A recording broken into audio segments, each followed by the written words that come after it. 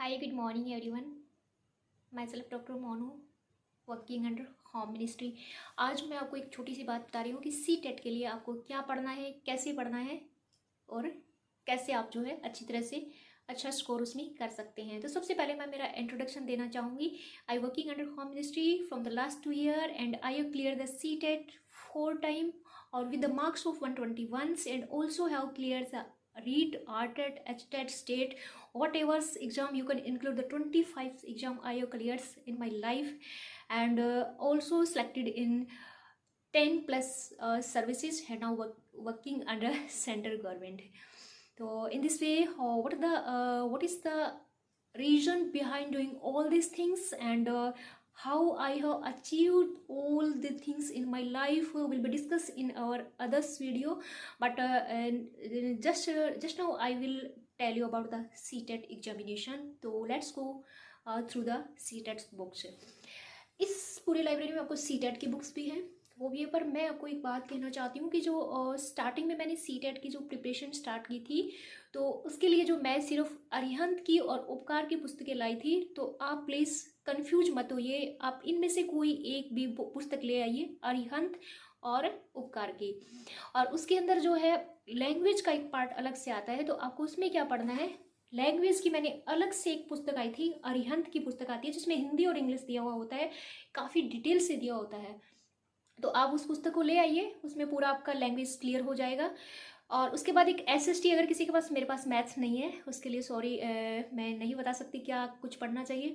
पर social science जो है उसके लिए मैं चाहती हूँ कि अगर उसमें भी यही आता होगा, तो सोशल साइंस जो है मैंने उपकार से किया था। अरिहंत को मैंने पढ़ा था पर उपकार में कुछ अच्छा दिया हुआ था, उपकार की भी मैंने किया था। वो सब मेरी यहाँ कहीं रखी होगी, but I will not be able to find that books because there are so many books and it will be very difficult to find even a single book from this library, you can say from this burden of books। तो उसमें है ना, आपको क्या करना है कि आप ले आइए ये पुस्तकें और उसके बाद लैंग्वेज का पार्ट हो जाएगा और सोशल साइंस का हो जाएगा। पर इसी के साथ अगर आपके पास थोड़ा टाइम बचता है तो please go through the NCERT। Every time I will saying each and every one that please go through the NCERT, that is the most important books in your life, है ना। तो उसके बाद आपका जो है लैंग्वेज का हो गया और सोशल साइंस का हो गया और उपकार और अरिहंत, ये ही मैंने प्रीफर किया था, इन्हीं से मैंने एग्जाम दिए थे। और 2 बार जब मेरा CTET बहुत अच्छे मार्क्स आ गए, तो तीसरी चौथी बार मैं ऐसे ही देती रहती थी, पागल थी आप कह सकते हैं। पर मैं नॉलेज के लिए ना कि मैं कट हो जाऊंगी, अगर मैंने एग्जाम नहीं दिया ना तो मैं टच में नहीं रहूँगी, तो इसलिए मैं एग्जाम देती रहती थी। और उसके बाद फिर मैंने पीछे के जो 2 CTET दिए उसमें मैंने कुछ नहीं पढ़ा, क्योंकि एक बार पढ़ लेते हैं तो बार बार देखने की जरूरत नहीं है। इन सभी से ज़्यादा important things in your life, that is the old paper. You have to purchase some old papers also guys. बिना ओल्ड पेपर्स के तो आप जो है प्लीज़ पुस्तक को मत खोलना। मुझे लगता है कि आप अरिहंत या उपकार की कोई पुस्तक लाएंगे तो आपको उसमें ओल्ड पेपर जरूर ही मिल जाएंगे, है ना। और इसके साथ जो एक इम्पोर्टेंट थिंग्स है, वो सबसे ज़रूरी है, वो ये है कि आप प्लीज़ जो ओल्ड पेपर्स आप जाते हैं उससे पहले, मैंने बताया था पहले पुस्तक लानी है। फिर उनसे ज़्यादा इंपॉर्टेंट थिंग है सिलेबस। आपको नेट से या जैसे भी आप कोई पुस्तक लाते हैं वहाँ से सिलेबस ला के उसको 4 बार पढ़िए। जितनी बार आप सिलेबस पढ़ेंगे उसके पॉइंट को आप अपनी कॉपी में नोट डाउन कीजिए। सिलेबस पढ़ने से ही आपका 10% पेपर्स तो, या आपका जो आपका माइंड जो एक्टिव हो जाता है और आपकी 10% जो आपकी चीज़ें होती है वो कवर हो जाती है ओनली सिर्फ सिलेबस से, क्योंकि हमें पता लग जाता है कि हमें क्या पढ़ना है क्या नहीं पढ़ना है। तो काफ़ी कुछ हमने डिस्कस कर लिया कि हमें क्या पढ़ना है, कैसे पढ़ना है। और राइट साइड में डिक्शनरी आपको दिख रही होगी। मैं सर्विस में होने के बाद भी मेरी लाइव टेबल पे डिक्शनरी होती है। तो जो इंग्लिश के जो आपका किसी का वीक पॉइंट है, तो मेरा इसी चैनल पे एक वीडियो डाला हुआ है कि इंग्लिश को 0 लेवल से कैसे हम पढ़ें, कैसे सीखें, वहाँ से देख लीजिए।